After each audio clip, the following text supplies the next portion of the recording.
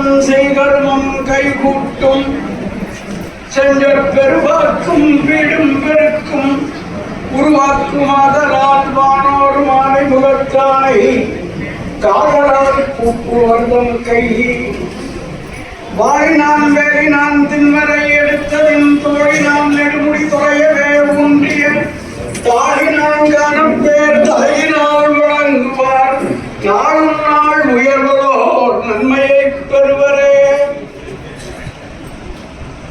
முந்தர் நான் 29ஆம் தேதி ஒரு முற்றோதல்ல நான் தட்சிணாமூர்த்தியோட இருந்தேன்.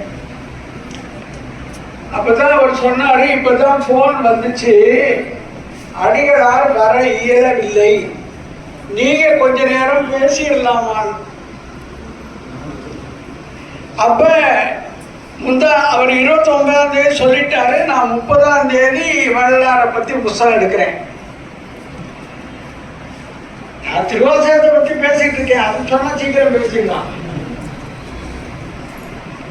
நான் எடுத்து பார்த்தா வள்ளலாரின் வாழ்வும் வாக்கும் ஒரு புதிராக எனக்கு தோன்றுகிறார்.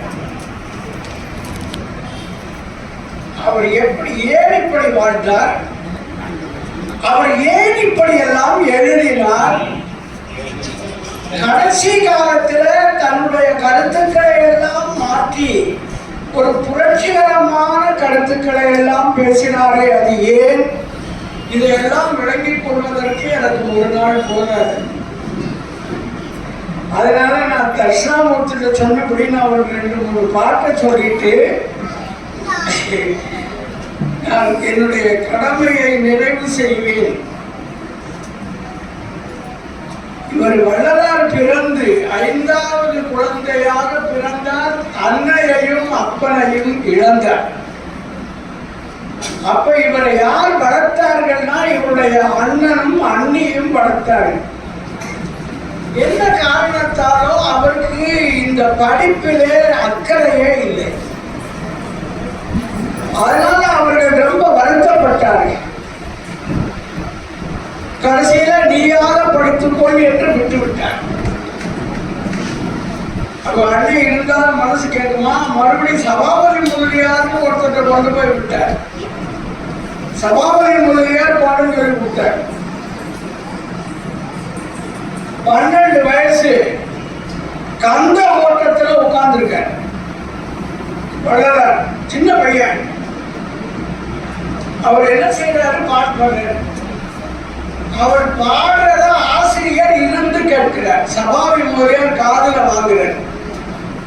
பொறுமையுடன் நினது திருமணடி நினைக்கின்ற உத்தமர்தம் உறவு வேண்டும், உள்ளொன்று வைத்து புறம்பொன்று பேசுவார் உறவு நலவாமை வேண்டும், பெருமை பெறும் நினது புகழ் பேச வேண்டும், பொய்மை பேசாதிருக்க வேண்டும், பெருநெறி விழித்தொடுக்க வேண்டும், மதமானவை விடியாதிருக்க வேண்டும், மாறுவு பெண்ணாசையை மறக்கவே வேண்டும், உனை மறவாதிருக்க வேண்டும், மதி வேண்டும் நின்கருணை நிதி வேண்டும், நோயற்ற வாழ்வு நான் வாழ வேண்டும், தருமமுக சென்னையில் கந்த ஒட்டத்துள்ள தருமமுக கந்த வேளை தன்முகத்து யானி உண்முகச் செய்வமணி சண்முக தெய்வமணியே. கடைசி 2 வரி இருக்குல்ல, அதுக்கு மகுடம்னு பேர். 10 பாட்டிலேயே இந்த மகுடத்தை வைத்து 12 வயது பையன் பாடுவதை அவங்க வாத்தியார் பார்த்தார். இவன் ஓதாது உணர்ந்தவன், இவனுக்கு பாடம் சொல்லிக் கொடுக்க என்னால முடியாது என்று ஆசிரியர் பொருந்திக் கொண்டார். அப்படிப்பட்டவர் நம்முடைய வள்ளலார். அவர் ஏன் இந்த உலகத்துக்கு வந்தார், ஏன் வந்தேன்? பழனி ராமதாசன் ஐயா அவர்கள் சொன்னார்கள், அவதார்கள் சில பேர் நம்புவார்கள், சில நம்ப மாட்டார். இவர் ஏன் வந்தார்? அவரே சொல்லுகிறார், அகத்தே கருத்து. மனசு கருத்து போய் கிடக்கு. அகத்தே கருத்து, புறத்தே வெளுத்து. வெளியில நல்ல வெள்ளச்சட்டை போட்டு திரிகிறோம்.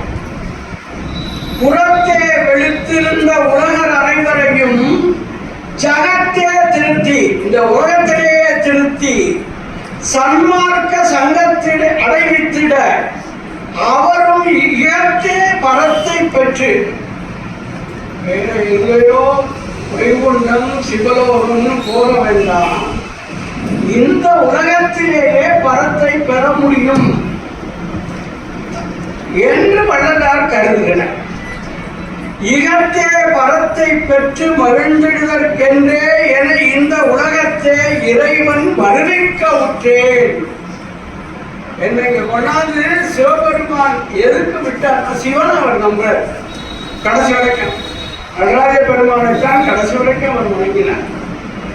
உகத்தே இறைவன் வருவிக்க உற்றேன் அருளை பெற்றேனே என்று தான் வந்த காரியத்தை அவர் சொல்லுகிறார்.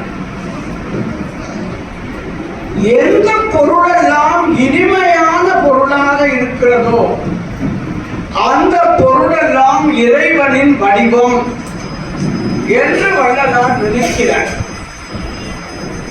அதனாலதான் சொல்லுகிறார், கோடையிலே இளைப்பாற்றி கொள்ளும் வகை கிடைத்த குளிர்தருவே. நல்ல வெயில் அடிக்கிற போது ஒரு மர நிழல் கிடைச்சா அந்த மர நிழல் எவ்வளவு இனிமையானது, அதுபோல இறைவன் இனிமையானவன்.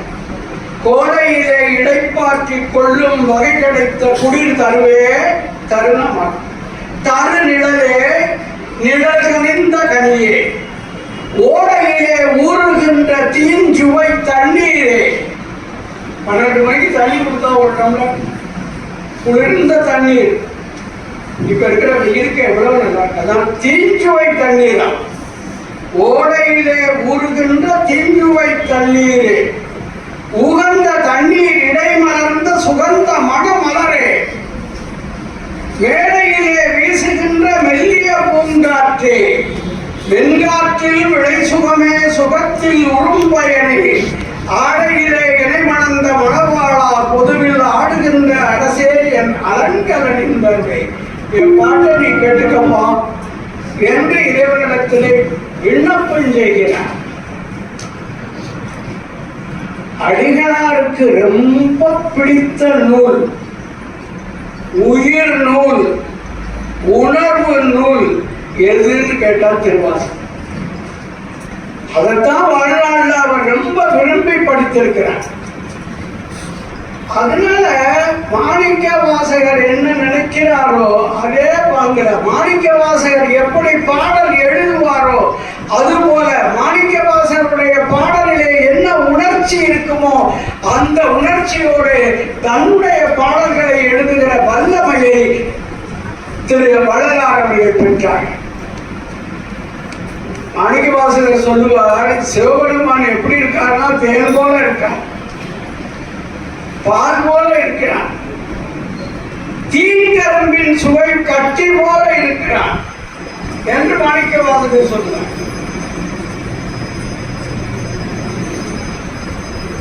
தேனையும் பாலையும் கண்ணிலை கண்ணலையும் ஒத்தினிய கோணவன் போல் வந்தன்னை தந்தொழம்பில் கொண்டருளும் அப்படிங்கிற வரி திரு அம்மானை என்கிற பாடலிலே வரும். அதே மாதிரி சுவையான பொருள் என்னென்ன உண்டோ எல்லாத்தையும் ஒரு பாட்டில் வச்சாரு வள்ளலார். பழங்கள் முக்கணி முக்கணி நம்ம சொல்றோம். மா பலா வாழை இலையில கூட சாப்பிட விருந்தில கூட முன்னே முந்தையெல்லாம் போடுற வழக்கம் இப்ப போட காணும். தனித்தனி முக்கணி விழுந்து ஒன்னா போட்டு பிழிஞ்சிடக்கூடாது, ஒரே மிக்சியில ஒவ்வொரு பழத்தையும் தனித்தனியா பிழியணும். தனித்தனி முக்கணி பிழிந்து படித்து ஒன்றாய் கூட்டி அதுல என்ன சேர்க்கணுமா? சர்க்கரையும் கற்கண்டின் பொடியும் மிக கலந்து இரும்பு போட்டு சொல்றாரு. டாக்டர் சொல்வாரா நமக்கு அனுமதி கொடுப்பாரா தெரியாது, கேட்பார கேட்டதான் தெரியும்.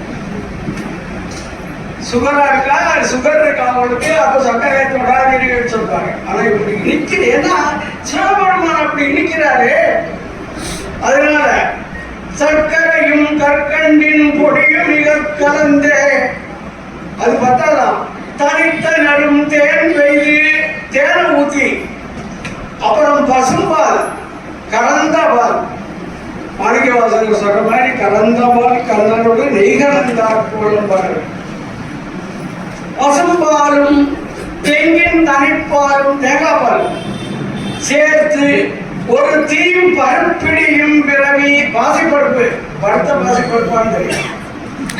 இனித்தனரு நெய் அடைந்து அதெல்லாம் போட்டு கிண்டி இளஞ்சூட்டுல எடுத்துக்கணுமா.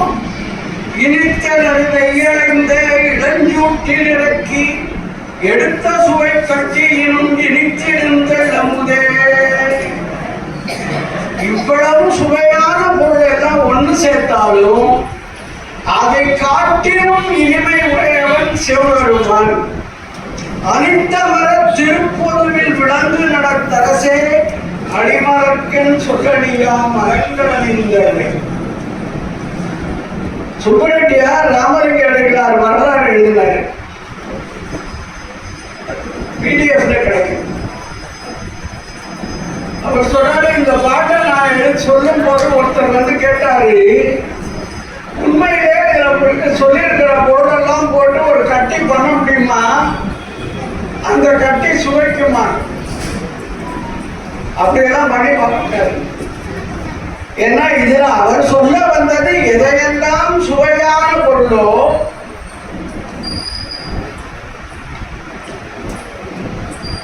அந்த சுவையான பொருளை போல சிவபெருமான் இருக்கிறவன், சுவையானவன் என்பதை காட்டுவதற்காக அந்த பாட்டை சொல்லுகிறார். ஒரு அப்பா ஏதாவது ஒரு காரணத்துக்கு பையனை அடிச்சு விடாருன்னு வச்சுக்கோங்க, உடனே அம்மா என்ன செய்வா? பாடம்மா அப்பா இப்படிதான் புரியாம நல்லா அடிச்சு விடுவாரு, அழைத்துக் கொள்வாய். சில சமயங்கள்ல அம்மா அவளுக்கு இருக்க வேலையில இந்த பையன் தொந்தரவு பண்ணா அவன் அடிச்சிருப்பான். தாய் அடிக்க மாட்டா பொதுவா, ஆனா அவளை அடிக்கிற மாதிரி ஒரு பையன் பண்ணிடுவேன். அடிச்சுட்டா உடனே உங்க அம்மாவுக்கு இப்படித்தான் கோபம் வந்தா ஒண்ணும் தெரியாது, இங்க வாடா கண்ணான்னு அப்பா அழைச்சிக்குவான். சிவபெருமானே எனக்கு அப்பாவும் அம்மாவும் நீதானையா, அதனால நீதான் என்னை அடித்தது போதும் அணைத்திடல் வேண்டும்னு கேட்டேன். தடித்த ஓர் மகனை தந்தை அடித்தால் தாய் உடன் அழைப்பன், தாய் அடித்தால் பிடித்தொரு தந்தை அழைப்பன். இங்கு எனக்கு பேசிய தந்தையும் தாயும் பொடி திருமேனி அம்பலத்தாடும் புனித நீ ஆதலால் அடித்தது போதும் அழைத்திடல் வேண்டும். அம்மையப்பா இனி ஆற்றேன் என்று நடராஜ பெருமானை பார்த்து பாடுகிறார். நான் எனக்கு என்ன வேணும் அப்படின்னு அப்பாட்ட கேட்கிறேன். அப்பாங்கிறது இங்கே சிவபெருமான். அப்பா நான் வேண்டுதல் கேட்டருள் புரிதல் வேண்டும். என்ன செய்யணுமா? ஆறுயிர்கட்கெல்லாம் அன்பு செயல் வேண்டும். அதற்காக அவர் ஆரம்பத்திலிருந்து கடைசி வரைக்கும் சொல்லினார், ஆறுயிர்களுக்கெல்லாம் நான் அன்பு செய்ய வேண்டும். எப்பாரும் எப்பதமும் எங்கனும் நான் சென்றே எந்த நினது அறுப்புகளை எம்பிடல் வேண்டும். செப்பாத மேல் நிறைவே சுத்த சிவமார்க்கம் திகழ்ந்தோங்க அருட்சோதி செலுத்தி இடல் வேண்டும். தப்பேது நான் செய்யணும் நீ பொறுத்தல் வேண்டும். தலைவனினை பிரியாத நிலைமையும் வேண்டுவனே. வள்ளல் பெருமான் உலகுக்கு தந்தது என்ன? வள்ளல் பெருமான் உலகுக்கு தந்தது சமரச சுத்த சன்மார்க்க சங்கம். மாநில தலைவர் வந்திருக்கார், அவர் நிறைய அதை பத்தி சொல்லுவார். நான் எடுத்து பார்த்தேன் நேற்று. அவர் ஒரு 20 ஆணைகளை பிறப்பிக்கிறார். எவ்வளவு தூரம் இந்த உலகம் அதை ஏற்றுக்கொண்டது, இப்போது ஏற்றுக்கொள்ளும் என்று எனக்கு தெரியல. கடவுள் ஒருவரே. பல மதங்கள் இருந்தாலும் கடவுள் ஒருவரே. அவரே அருட்பெருஞ்சோதி வடிவானவர். அருட்பெருஞ்சோதி தனிப்பெருங்கருணை. இதுதான் நம்ம வள்ளலார் நமக்கு தந்தது. இந்த அருட்பெருஞ்சோதி தனிப்பெருங்கருணை என்ற 2 தொடர்களும் திருவாசகத்தில் இருந்து எடுக்கப்பட்டவை. அப்ப அந்த அருட்பெருஞ்சோதி வடிவானவர் கடவுள். வேற தெய்வங்கள், சிறு தெய்வங்களை எல்லாம் வழிபடாதீர்கள். தெய்வங்களின் பெயரால் ஆடு கோழி பலியிட வேண்டாம். உயிர் பலி கூடாதுங்கிறது தான் சமரச சுத்த சன்மார்க்கத்தினுடைய மையமான ஒரு செய்தி. கொலை செய்யக்கூடாது, புலால் சாப்பிடக்கூடாதுங்கிற உயிர் கொலையும் புலை பொசிவும் உடையவர்கள் எல்லாம் உறவினத்தார் அல்லர். ஆடை வெட்டி சமைச்சு யாராவது சாப்பிட்டா அவர்கள் நமக்கு உறவுக்காரர்கள் இல்லை. எங்க சித்தப்பா பெரியப்பா சாப்பிட்டா அவங்களே நீங்க எனக்கு வேண்டாம்னு ஒதுக்கி போயிரு அப்படிங்கிற. உயிர் கொலையும் உடை பொசிப்பும் உடையவர்கள் எல்லாம் உறவினத்தார் அல்லர், அவர் புறவினத்தார். அவர்க்கு பயிர்ப்புறும் ஓர் பசி தவித்தல் மாத்திரமே புரிக. அதுலேயும் ஒரு ஜாக்கிரதை. ஒண்ணுமே பண்ணாத, அவங்களை கைகளை வீருன்னு சொல்லல. எவ்வாறு பசிக்குதுன்னு கேட்டா சாப்பாடு போடு. அதுக்கு மேல வேற எந்த உறவும் நட்பும் வைத்துக் கொள்ளாதேங்கிறார். பயிர்ப்புறும் ஓர் பசிதவித்தல் மாத்திரமே புரிக. பரிந்து மற்றை பண்புடையேல் நண்புதவேல். இங்கே நயப்புறு சன்மார்க்கம் அடையணும். அவங்களும் இந்த சன்மார்க்கத்துக்கு வந்து விட்டார்கள் என்றால் அவர்களுக்கு உதவி செய்யலாம். இதுதான் நம் ஆணை என்று எனக்கு நவீன அருளிலேயே மயிர்பெருமை தவறு போற்றி பொதில் நடமுடியும் மானடத்தன் அரசே என் நாளையமைந்தருளே என்று இந்த உயிர் கொலை புலை பொசிப்பு 2ஐயும் அவர் கண்டிக்கிறார். அதுக்கப்புறம் 6வது ஜாதி சமயம் போன்ற வேறுபாடு கூடாது. இன்னைக்கு நடக்குமா? இந்திய அரசாங்கம் ஜாதி வாரி கணக்கெடுக்க போகுது. இனிமே ஜாதி இல்லாமல் நாம் வாழ முடியுமா? அப்படி ஒரு, ஆனால் அவர் இந்த ஜாதியை ஒரு குறைந்தபட்சம் இவன் இந்த ஜாதியை சேர்ந்தவர் என்று அவனை கருதாமல் ஆகுது. அதுதான் நம்ம இனி பண்ண முடியும். எல்லா உயிர்களையும் தம் உயிர் போல் எண்ணி ஒழுகும் ஆன்மநேய ஒருமைப்பாட்டு உரிமையை கடைபிடிக்க வேண்டும்.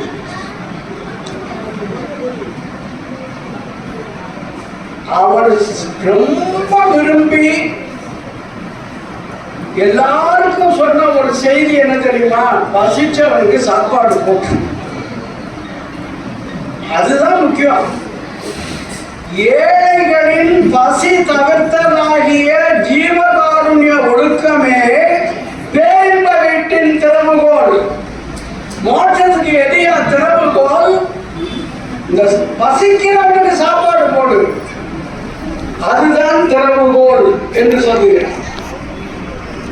ஒரு செடி தண்ணி இல்லாம வாடி போய் இருக்குன்னு வச்சுக்கோங்க, அதை பார்த்தாலே இந்த மனுஷன் தண்ணீர் விட்டுருக்காரு. பாடிய பயிரை கண்ட போதெல்லாம் பாடினேன், பசியினால் இழைத்தே வீடுதோடு இறந்தும். இப்போ எனக்கு நான் சின்ன பிள்ளையா இருக்கிற போது நிறைய பார்த்திருக்கேன். அம்மா பசிக்குது, சாப்பிட ஏதாவது இருந்தா போடுங்க என்று பிச்சைக்காரர்கள் வருவார்கள். இப்போ பிச்சைக்காரங்களை காணோம். எனக்கு ரொம்ப மகிழ்ச்சி. அதுல வீடுதோறும் ஒவ்வொரு வீட்லயா போய் அம்மா பிச்சை போடுன்னு கேட்டு அதுக்கப்புறமும் பசி அவங்களுக்கு தீரல. அப்ப தேவையான சாப்பாடு அவங்களுக்கு போடப்படலன்னு அர்த்தம். அதுதான் சொல்றாங்க. அவங்கள பார்த்து நான் வருந்தினேங்கிற. வாடிய வயிறை கண்ட போதெல்லாம் வாடினேன், பசியினால் இழைத்தே வீடுதோர் இறந்தும். இறந்துன்னா பிச்சை எடுத்து. பசி அறாது அயர்ந்த வெற்றனை கண்டு உளம் பதைத்தேன். நீடிய பிணியால் வருந்துகின்றோர்கள் என் நேருடர் கண்டு உழந்துடித்தேன். நோயினால கஷ்டப்படுறவங்களை பார்த்தா மனசு ரொம்ப கஷ்டமா இருக்கும். டாக்டருக்கெல்லாம் அப்படி இருக்காது. ஏன்னா அவங்க அதை தீர்க்கிறதுக்காகத்தான் அவங்க வந்திருக்காங்க. அதனால நமக்கெல்லாம் ஐயோ இந்த பாடுபடுறாரு, இந்த அம்மா இப்படி துடிக்குது, இந்த நோயினால கஷ்டப்படுகிறது. நீடிய பிணியால் வருந்துகின்றோர் என் நேருடக் கண்டு உழந்துடித்தேன். ஈடின் மாணிகளாய் ஏழைகளாய் நெஞ்சு இழைத்தவர் தம்மை கண்டே இழைத்தேன். அப்படி பசியாற்றுவது என்பதை ரொம்ப முக்கியமாக, அதனாலதான் அணையா அடுப்பு வடலூர்ல இன்னைக்கு வரைக்கும் எரிந்து கொண்டிருக்கிறது. ஒரு நாள் கூட விடாம இங்க சாப்பாடு போடுகிறார்கள். சாப்பாடு போட முடியலன்னா புளியோதரையும் தயிர்ச்சோறும் கொடுக்கிறேன்னு செயலாளர் சொல்லுகிறார். அப்படி அந்த அந்த பணி வள்ளலார் சொன்னதுல எது நடந்துச்சோ நடக்கலையோ ஊருக்கு ஊரு சன்மார்க்க சங்கம் வச்சு சாப்பாடு போடுறாங்க. அது நடந்துச்சு. புராணங்களும் அவர் சொல்றாங்க, இதெல்லாம் கொஞ்சம் நம்ம புராணங்களும் சாஸ்திரங்களும் முடிவான உண்மையை தெரிவிக்கவில்லை, எனவே அவற்றை பின்பற்ற வேண்டாம். மூட பழக்க வழக்கங்களை ஒழிக்க வேண்டும். காது குத்தல் திருவிழாலாம் நடத்தாதேங்கிற. கணவன் இறந்தால் அவரும், அதாவது அவருடைய மனம் ரொம்ப இலகிய மனம்ங்கிறதுனால கணவன் இறந்தால் மனைவிட்ட போய் அவன் தாலியை கலட்டித்தான்னு கேட்காத. எவ்வளவு கஷ்டமான ஒரு வேலை, எவ்வளவு துன்பமான ஒரு நிகழ்ச்சி அது. அதை செய்யாதேங்கிற. கணவன் இறந்தால் மனைவியிடம் தாலி வாங்குதல் வேண்டாம். மனைவி இறந்தால் மறுபடியும் கல்யாணமே பண்ணிக்க வேண்டாம். இறந்தவரை புதைக்க வேண்டும், எரிக்கக்கூடாது. அவர் வள்ளலாருடைய கருத்து அதுதான். சன்மார்க்க சங்கத்தினுடைய விதி அதுதான். ஆனா அது இதெல்லாம் ரொம்ப புரட்சிகரமான சிந்தனை. அப்போ உண்மை ஒழுக்க நெறியான சமரச சுத்த சன்மார்க்க நெறியை மட்டுமே பின்பற்ற வேண்டும். உலகம் முழுவதும் தர்மசாலை தோற்றுவிக்க வேண்டும். சாப்பாடு போடணும். ஒரே கடவுள் என்கிற உண்மை உலகெங்கும் மக்களுக்கு பரப்பப்பட வேண்டும். அன்பு, தயவு, தயவுங்கிற சொல் வள்ளலாரோட சேர்ந்து அன்பு, தயவு, கருணை என்ற இந்த பண்புகளோடு நாம் வாழ வேண்டும் அப்படி சொல்றேன். நான் இப்ப முடிக்கிற நேரம். சைவ சித்தாந்த சமரச சன்மார்க்க சங்கத்தினுடைய மாநில தலைவர் நான் முன்னாலே ஆரம்பிக்கிற போதே சொன்னேன். நான் இப்ப படிக்கிற போது வள்ளலாரை பற்றி என்ன சொல்லுவது என்று படிக்க தொடங்கிய போது அவருடைய வாழ்வும் வாக்கும் எனக்கு புதிராக இருந்தன அப்படின்னு சொன்னேன். அதுல ஒரு புதிர், வள்ளலார் தாம் வாழ்ந்த காலத்தில் அடிக்கடி ஒரு இஸ்லாமிய பெரியவரை சந்தித்திருக்கிறார். ஆனா அதை பற்றிய செய்தி ஆராய்ச்சி பரவலாக வரவே இல்லை. அந்த இஸ்லாமிய பெரியவருக்கும் இப்போது புதுக்கோட்டையில் செயல்படுகின்ற மெய்வழிச்சாலைக்கும் தொடர்பு இருக்கிறது என்று அவர்கள் சொல்கிறார். அதாவது அந்த இஸ்லாமிய பெரியவர் ஒரு காஞ்சிபுரத்தில் மச்சமுனி என்பவருடைய சீடர் என்று ஒரு செய்தி இருக்கிறது. அவர் சிவபெருமானைத்தான் கடவுளாக ஏற்றுக்கொண்டிருக்கிறார். அவரோடு இவருக்கு தொடர்பு இருந்திருக்கிறது. நான் ஊரநடிகள் ராமலிங்க அடிகளுடைய வரலாறு எழுதி பதிப்பித்த பிறகு நான் வாங்கி முழுக்க படித்தேன். அப்ப எனக்கு இந்த சந்தேகம் வந்தது. அவரை பார்த்து கேட்டேன், இப்படி ஒன்று சொல்லுகிறார்களே, இதுல என்ன உண்மை இருக்கிறதுன்னு ஆராய்ச்சி பண்ணுகிறீர்களா? அதுக்கு தகுந்த ஆதாரம் கிடைக்கல.